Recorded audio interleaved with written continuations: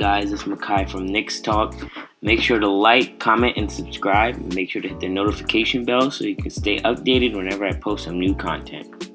Today we're going to talk about the Knicks' recent free agency signings. So the Knicks decide to run it back while also acquiring some new pieces along the way.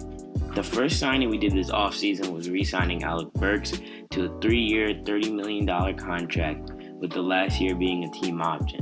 So it's essentially a 2-year, $20 million contract. This is a steal because Alec Burks was a great player for us last year. He was a guy that we relied on. Julius was scoring and hitting shots in the clutch. Alec Burks averaged around 18 points per game, 3 assists, 6.5 rebounds, and 41 3-point percentage coming off the bench. The second signing this offseason was we re-signed Nerlens Noel for a 3-year, $32 million contract with a team option on the 3rd year. Nerlens was a big piece for the Knicks last year, especially with the loss of Mitch. He was a defensive leader, and especially halfway through the season when Mitch went down, he was a big help because he filled in the starting role. He averaged around 5 points per game, 6 rebounds, 2 blocks, and 1 steal. Nerlens was the only player in the league last year to average 2 blocks and a steal, so that goes to tell you how effective he was in the defensive end of things. Some of the issues I have with him is that he fumbles. He has bad hand-eye coordination, can't catch the ball, can't rebound well for a center, but he's great on defensive end. I'm glad we re-signed him. I'm glad to have him back on this Knicks squad. Another big signing for us was bringing back Derrick Rose on a 3-year, $43 million contract with a 3rd-year player option. There was some speculation that he would want to go back home and play for the Bulls, but he ended up staying with the Knicks.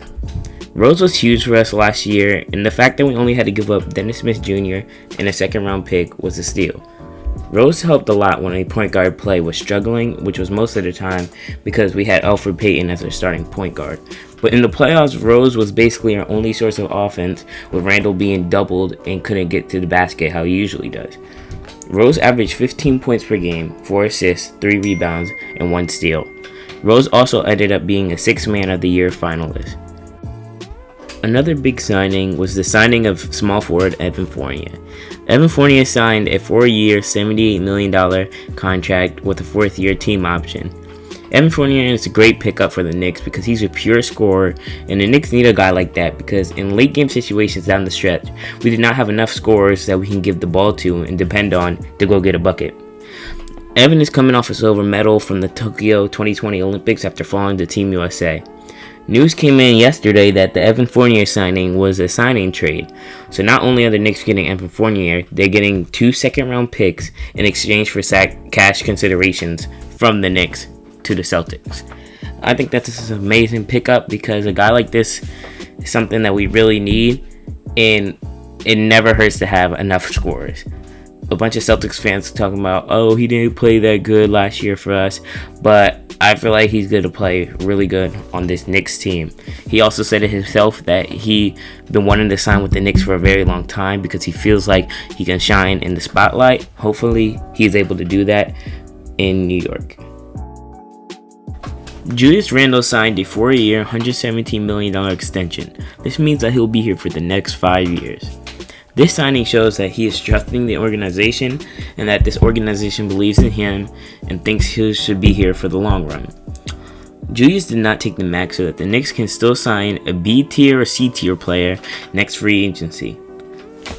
We all know the amazing season that Randle had, averaging 24 points per game, 10 rebounds, 6 assists, while shooting 40% from 3, and winning Most Improved Player and getting 2nd Team All-NBA honors and becoming a first-time All-Star. After all these achievements, people still believe that Randle is going to improve more. How you improve from being Most Improved Player, nobody knows. Maybe he can even win Most Improved Player twice. Never been done.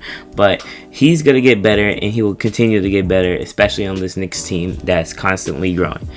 I can see him being a mentor for Obi and a bunch of the younger guys on the team, such as a couple of the other signings that we're about to get into next.